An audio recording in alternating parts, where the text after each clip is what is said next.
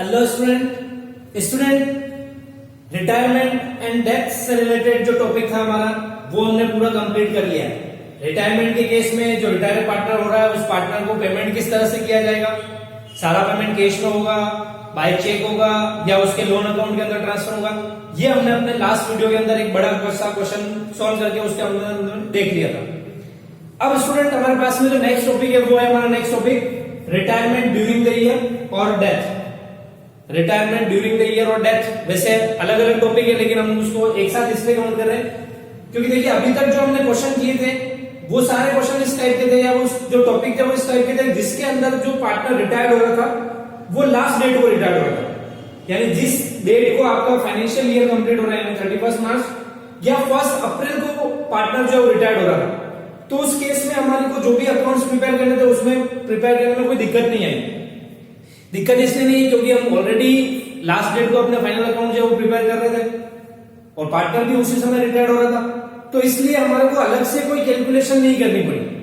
जैसे revaluation of assets, distribution of accumulated profit losses, goodwill, ये तीनों ट्रीटमेंट तो वैसे भी उसी समय होते हैं जब पार्टनर फर्म के अंदर रिटायर्ड होता है, डेथ होती है, एडमिशन होता है या पार्टनर्स अपना प्रॉफिट शेयरिंग रेशियो चेंज करते हैं। तो इनमें तो वैसे भी कोई चेंज होने वाला नहीं है क्योंकि इनका ट्रीटमेंट उसी समय किया जाता है जब पार्टनर रिटायर्ड होता है या डेथ होती है या एडमिशन होता है। लेकिन जो प्रॉफिट का डिस्ट्रीब्यूशन है उसमें थोड़ी दिक्कत आ जाती है क्योंकि अगर देखिए अगर पार्टनर जो है वो लास्ट डेट को ही रिटायर्ड हो रहा है तो उस केस में उसको उस पूरे ईयर का प्रॉफिट जो है वो मिलेगा। लेकिन अगर सपोज कीजिए पार्टनर जो है मिड में रिटायर्ड हो जाता है, यानी फाइनेंशियल ईयर क्लोज होने के बाद में किसी डेट को अगर पार्टनर रिटायर्ड होता है, यानी ड्यूरिंग द ईयर अगर पार्टनर रिटायर्ड हो रहा है तो जितना टाइम पीरियड वो फर्म में एक्स्ट्रा रहा है, जितना टाइम पीरियड वो फर्म में एक्स्ट्रा रहा है after the completion of financial year, जितना टाइम पीरियड वो फर्म में एक्स्ट्रा रहा है उतने टाइम पीरियड का हमारे को उसको प्रॉफिट में शेयर और देना होगा। क्या करना होगा? उतने टाइम पीरियड का प्रॉफिट के अंदर शेयर और देना होगा। इसके अलावा जैसे इंटरेस्ट ऑन कैपिटल है, इंटरेस्ट ऑन ड्रॉइंग अगर उससे चार्ज करना है, सैलरी वगैरह है, तो इस टाइप की कैलकुलेशन जो है वो हमारे को उस डेट को करने होंगे जिस डेट को बंदा रिटायर्ड हो रहा है या जिस डेट को उसकी डेथ हो रही है। अब मैंने डेथ वाला टॉपिक इसके साथ में इसलिए लिया क्योंकि डेथ जो है वो भी एक तरह से रिटायरमेंट ड्यूरिंग द ईयर ही है। वो बात अलग है लास्ट डेट को ही मरे, अगर पार्टनर जो है उसकी डेथ जो है वो लास्ट डेट को ही हो रही है तो कोई प्रॉब्लम वाली बात ही नहीं, लेकिन डेथ ये सब थोड़ी वेट करेगी, नहीं फाइनेंशियल ईयर क्लोज होने दो भैया फिर उसके बाद में ले जाएंगे इसको, या इसके डेथ जो है फाइनेंशियल ईयर क्लोज होने को फिर ही करेंगे ताकि इसके अकाउंट बनाने में दिक्कत नहीं आए। तो ऐसा कुछ नहीं होता है, डेथ कभी भी हो सकती है। तो इसीलिए मैंने इस डेथ वाले टॉपिक को इसके साथ में इंक्लूड कर लिया है कि रिटायरमेंट ड्यूरिंग द ईयर या डेथ जो है वो एक ही तरह की कंडीशन है। ठीक है, अब बात आती है कि जितना टाइम पीरियड वो फॉर्म में एक्स्ट्रा रहा है उतना टाइम पीरियड का उसको प्रॉफिट में शेयर देना होगा। इंटरेस्ट ऑन कैपिटल अगर देना है वो देंगे, सैलरी देनी है तो वो भी चार्ज करनी पड़ेगी, इंटरेस्ट ऑन ड्रॉइंग्स अगर उससे चार्ज करना है तो वो भी लेना होगा। तो ये सारी कैलकुलेशन जो है वो एक्स्ट्रा टाइम पीरियड के लिए हमें और करनी होगी। बाकी सारी चीजों की अगर बात करें, interest on capital, interest on drawing, salary, remuneration, ये तो इजी है, जितना टाइम पीरियड एक्स्ट्रा रहा है उतना टाइम पीरियड से मल्टीप्लाई करो आंसर आ जाएंगे। लेकिन मेन बात आती है प्रॉफिट के लिए कि जितने टाइम पीरियड वो फॉर्म में एक्स्ट्रा रहा है उतने टाइम पीरियड का जो प्रॉफिट देना है उसकी कैलकुलेशन कैसे होगी। तो सर आज हम डिस्कस करने वाले हैं प्रॉफिट की कैलकुलेशन। कौन सा प्रॉफिट? फाइनेंशियल ईयर क्लोज होने से लेकर के उसकी रिटायरमेंट की डेट या उसकी डेथ की डेट तक का जो प्रॉफिट होगा वो प्रॉफिट कैसे कैलकुलेट होगा। ये प्रॉफिट कहां से कहां तक का है, यानी 31 मार्च से लेकर के जब आपके फाइनेंशियल ईयर क्लोज हो रहा है वहां से लेकर के उसके रिटायरमेंट की जो डेट है, रिटायरमेंट की जो डेट है या फिर उसकी जो डेथ की जो डेट है उस डेट तक का जो हम प्रॉफिट कैसे कैलकुलेट करेंगे वो हम आज देखने वाले हैं। ठीक है, तो इसको कैलकुलेट करने के लिए हमारे पास में दो मेथड है। ये जो प्रॉफिट कैलकुलेट करेंगे हम इस प्रॉफिट को कैलकुलेट करने के लिए हमारे पास में दो मेथड है। फर्स्ट तो है हमारा एवरेज प्रॉफिट मेथड और दूसरा है टर्नओवर या सेल्स मेथड, या फिर हम ये कहें कि हम जो ये प्रॉफिट देते हैं उसको वो हम दो बेसिस पर कैलकुलेट कर सकते हैं। एक तो हमारे एवरेज प्रॉफिट के बेस पर और दूसरा टर्नओवर और सेल्स के बेसिस पर। ठीक है, टर्नओवर मतलब वही सेल्स। अब हम इन दोनों को सिंगल सिंगल देख लेते हैं, क्योंकि अंदर प्रॉफिट की कैलकुलेशन जो है वो किस तरह से की जाएगी। जैसे सपोज लीजिए एक छोटा सा क्वेश्चन लेता हूं मैं, एक्स वाई और जेड 3 पार्टनर्स हैं, उनका प्रॉफिट शेयरिंग रेशियो है 3:2:1 and Y is retired on 30th June. Y is retired on 30th June, या फिर ये भी कह सकते हैं Y dead on 30th June, 30 जून को उसकी डेथ हो गई। अब हमारे को जो कैलकुलेशन करनी है वो कितने टाइम पीरियड के लिए करनी है एक्स्ट्रा। देखिए 31 मार्च को आपके अकाउंट जो है वो क्लोज होते हैं, डेथ हो रही है या रिटायर्ड हो रहा है पर्सन 30 जून को, तो अप्रैल मई जून 3 मंथ्स हो रहे हैं, यानी 3 मंथ्स वो फॉर्म के अंदर एक्स्ट्रा रहा है। ये 3 मंथ्स हो गए, तो इन 3 मंथ्स के लिए वो फॉर्म में एक्स्ट्रा रहा है, तो इन 3 मंथ्स का हमारे को उसको प्रॉफिट और एक्स्ट्रा देना होगा। ठीक है, उसी 3 मंथ के लिए हमारे को उसको सैलरी अगर देनी है वो भी देंगे, इंटरेस्ट ऑन कैपिटल देना है वो भी देंगे, इंटरेस्ट ऑन ड्रॉइंग अगर चार्ज करना है वो भी हम चार्ज करेंगे। तो ये सारी कैलकुलेशन जो 3 मंथ्स के लिए एक्स्ट्रा होंगी, लेकिन revaluation, accumulated profit loss distribution, ये गुडविल की कैलकुलेशन, ये तीनों ट्रीटमेंट जो है वो इन 3 मंथ्स के लिए अलग से नहीं होते, क्योंकि इनका ट्रीटमेंट उसी डेट को होगा जिस डेट को उसकी रिटायरमेंट हो रहा है या जिस डेट को उसकी डेथ हो रही है। ठीक है, तो अब ये 3 मंथ्स का जो हमें प्रॉफिट देना वो कैसे कैलकुलेट होगा। फर्स्ट मेथड है हमारा on the basis of average profit. तो जो पार्टनर रिटायर्ड हो रहा है यानी वाई, तो वाई का शेयर कैसे कैलकुलेट होगा, इसका फॉर्मूला है आपका average profit. Average profit into time into share. Time का मतलब है यहां पर वो कितने टाइम एक्स्ट्रा रहा था, यानी 3 मंथ्स एक्स्ट्रा रहा था, तो यहां पर 3/12 आ जाएगा, 3/12 आ जाएगा इनटू शेयर। शेयर का मतलब जो पार्टनर रिटायर्ड हो रहा है उसका शेयर, या जिस पार्टनर की डेथ हो रही है उसका शेयर। कौन रिटायर्ड हो रहा था, हमारे वाई, तो वाई का शेयर कितना हो गया 2/6। और यहां पर हम क्या रखेंगे, एवरेज प्रॉफिट। अब एवरेज प्रॉफिट कितने ईयर्स का लेना है वो हमारे को क्वेश्चन के अंदर दे रखा होगा। क्या ये जो प्रॉफिट की कैलकुलेशन करनी है वो कितने ईयर्स के प्रॉफिट के बेस पर करनी है वो हमें क्वेश्चन के अंदर गिवन होगा। That you have to calculate the share of the retiring partners on the basis of last 5 years average profit, या last 4 years average profit, या last 3 years average profit, whatever the condition given in the question, according to that condition you have to calculate the share of retiring partners in the profit of the firm. Clear? आपको क्या करना है, average profit into time into share. Time मतलब जितना time वो extra रहा है firm में वो, इनटू शेयर मतलब जो पार्टनर रिटायर्ड हो रहा है उसका शेयर। आगे रखना है एवरेज प्रॉफिट, जितने टाइम के लिए एवरेज प्रॉफिट बोला जाए उतने टाइम का एवरेज प्रॉफिट लेकर के रखना है। एक इंपॉर्टेंट चीज और इसके अंदर, बहुत सारे क्वेश्चन के अंदर एवरेज प्रॉफिट के बेस पर कैलकुलेशन ना बोल करके केवल लास्ट ईयर का जो प्रॉफिट है या किसी पर्टिकुलर ईयर का जो प्रॉफिट है उसके बेस पर भी कहा जा सकता है कि इसकी प्रॉफिट में शेयर कैलकुलेट करना है। क्या बोला मैंने, एवरेज प्रॉफिट के बेस पर ना बोल करके आपसे ये भी कहा जा सकता है कि किसी पर्टिकुलर ईयर के प्रॉफिट के अकॉर्डिंग इस ईयर का प्रॉफिट जो है वो भी आपको कैलकुलेट करना है। या फिर ये भी हो सकता है कि आपसे ये कहा जाए कि लास्ट ईयर जो प्रॉफिट था उसी के बेस पर इस ईयर का जो प्रॉफिट में शेयर होगा वो भी कैलकुलेट किया जाएगा।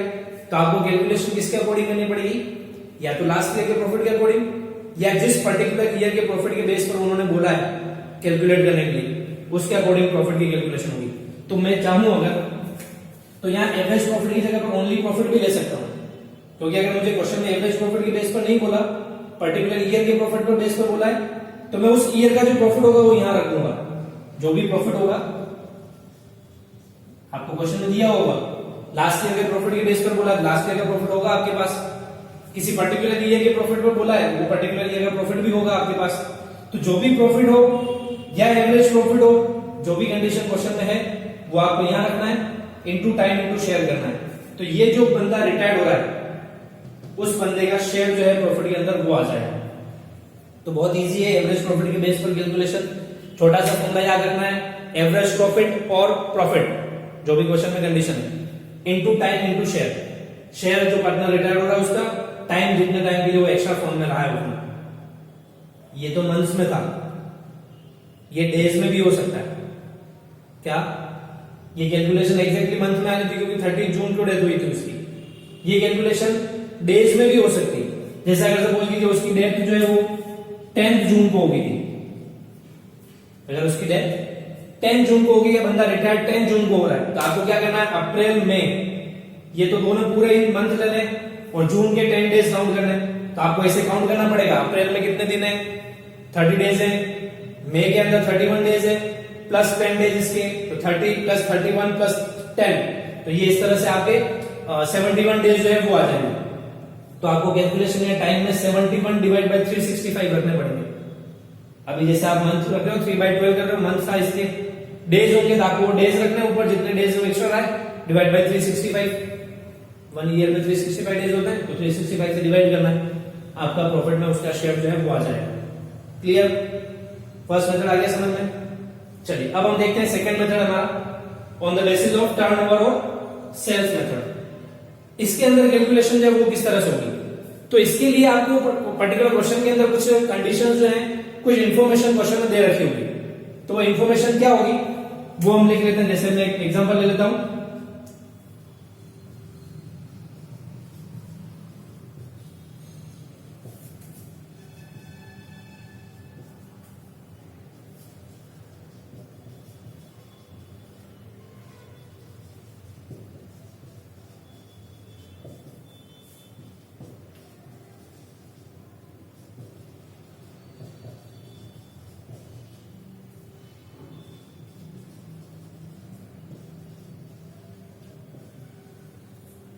देखिए स्टूडेंट, आपको क्वेश्चन में कंडीशन क्या दे रखी होगी, आपको क्वेश्चन में एक तो दे रखा होगा लास्ट ईयर में जो प्रॉफिट होगा वो, लास्ट ईयर मतलब जिस ईयर में उसकी डेथ हो रही है उससे जस्ट पहले वाला जो ईयर है, उस ईयर के अंदर उस फर्म को कितना प्रॉफिट हुआ था वो दे रखा होगा। दूसरा, उसी ईयर की आपको सेल्स भी गिवन होगी, लास्ट ईयर की सेल्स भी गिवन होगी, और एक आपको दे रखा होगा जो ईयर आपका क्लोज हुआ, यानी क्लोजिंग डेट जो थी आपकी 31 मार्च, उस डेट से लेकर के उसके रिटायरमेंट की डेट, फाइनेंशियल ईयर क्लोज होने की डेट से लेकर के उसके रिटायरमेंट या उसके डेथ की डेट जो डेट होगी उस डेट तक का सेल्स भी गिवन होगा। क्या दे रखा होगा, लास्ट ईयर का प्रॉफिट, लास्ट ईयर की सेल्स, और इस ईयर में जितने टाइम वो फर्म में एक्स्ट्रा रहा है उस टाइम पीरियड का सेल्स गिवन होगा। ये तीनों चीजें क्वेश्चन के अंदर आपको दे रखी होगी, और उसके बेस पर आपको इस टाइम पीरियड का, यानी जो 3 मंथ्स एक्स्ट्रा रहा है, इन 3 मंथ्स का प्रॉफिट में शेयर कैलकुलेट करना है। तो अब इसके लिए आपको क्या करना होगा, सबसे इसके अंदर फर्स्ट चीज तो ये अज्यूम किया जाता है कि जिस रेट से आपने लास्ट ईयर प्रॉफिट अर्न किया था, जिस रेट से आपने लास्ट ईयर प्रॉफिट अर्न किया था उसी रेट से इस ईयर में भी आपको प्रॉफिट होगा। ये अजम्पशन मानी जाती है कि जिस रेट से आपको लास्ट ईयर प्रॉफिट अर्न हुआ था उसी रेट से आपको इस ईयर के अंदर भी प्रॉफिट अर्न होगा। तो इसके अंदर सबसे पहले आपको क्या चाहिएगा कि लास्ट ईयर हमने जो प्रॉफिट अर्न किया था वो किस रेट से अर्न हुआ था, तो वो कैलकुलेट करना होगा। तो हम सबसे पहले क्या कैलकुलेट करेंगे, प्रॉफिट रेट कैलकुलेट करेंगे। लास्ट ईयर की जो प्रॉफिट रेट थी वो कैलकुलेट करेंगे। लास्ट ईयर का प्रॉफिट है हमारे पास में कितना है, 20,000 रुपीज, तो प्रॉफिट रख देंगे 20,000 divide by net sales. Last year की सेल्स कितनी है हमारे पास में, 2 लाख रुपीज इंटू 100, तो ये आता है हमारे पास में 10%। क्या आ गया, 10%, यानी लास्ट ईयर जो हमने प्रॉफिट अर्न किया था वो किस रेट से अर्न हुआ था, 10% की रेट से लास्ट ईयर। तो अभी मैंने क्या कहा, जिस रेट से आपने लास्ट ईयर प्रॉफिट अर्न किया उसी रेट से इस ईयर में भी प्रॉफिट अर्न होगा।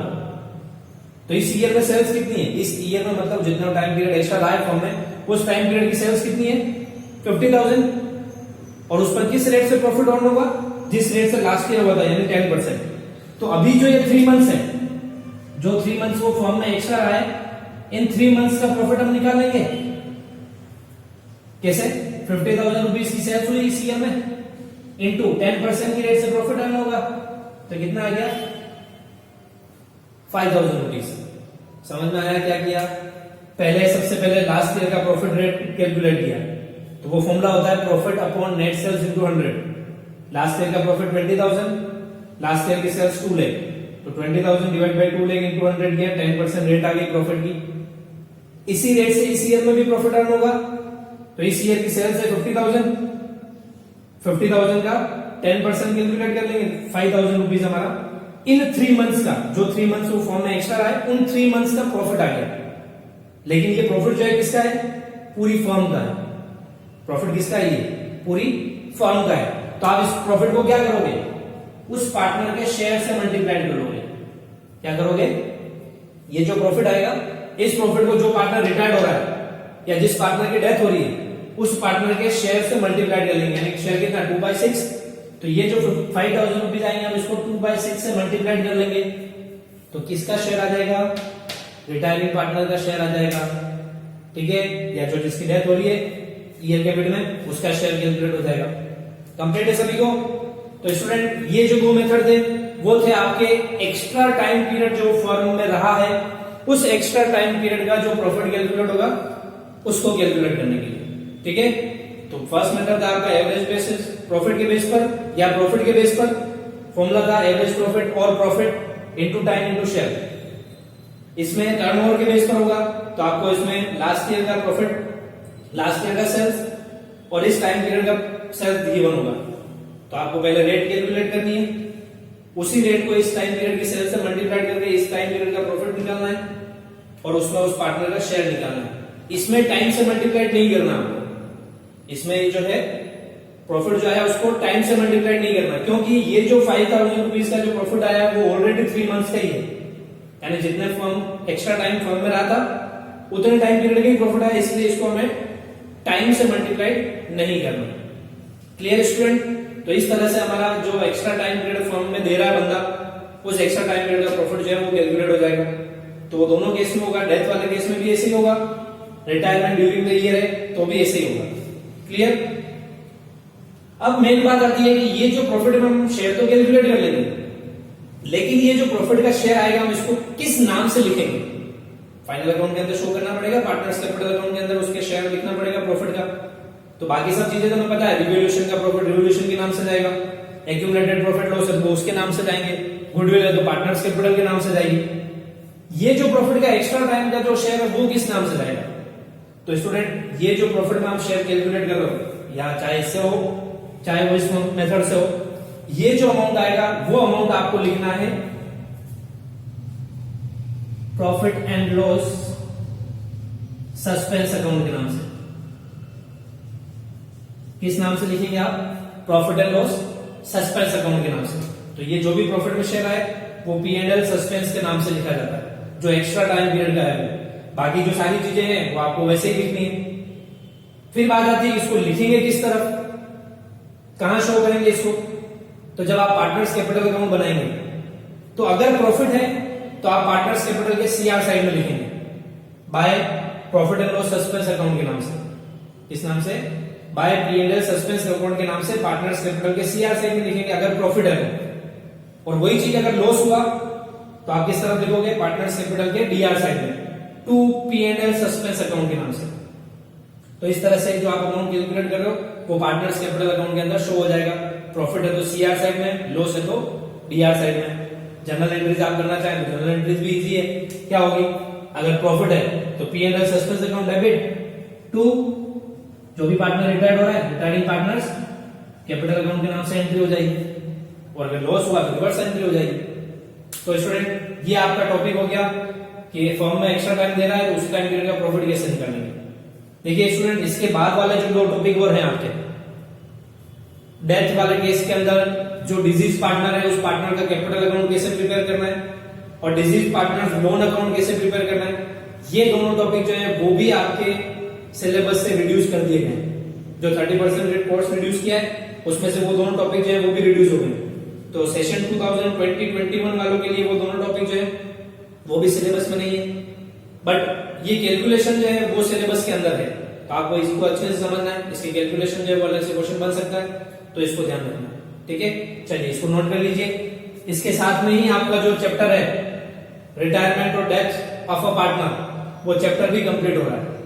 ठीक है स्टूडेंट, तो इससे रिलेटेड और भी अगर आपकी कोई क्वेरीज है मुझे व्हाट्सएप कर देना। मैं नेक्स्ट वीडियो जो बनाऊंगा वो आपके उस क्वेश्चन से रिलेटेड बनाऊंगा जिसमें आपके और भी कोई क्वेरीज वगैरह बच रही है। तो वैसे मैंने जो टॉपिक लिए हैं, जो क्वेश्चंस लिए हैं, उनके अंदर सारी चीजें कवर हो चुकी है। आई थिंक मेरे ख्याल से कोई क्वेरीज होंगी नहीं, फिर भी अगर रह जाती है आप मुझे व्हाट्सएप कर सकते हैं। क्लियर? चलिए नोट कर लीजिए।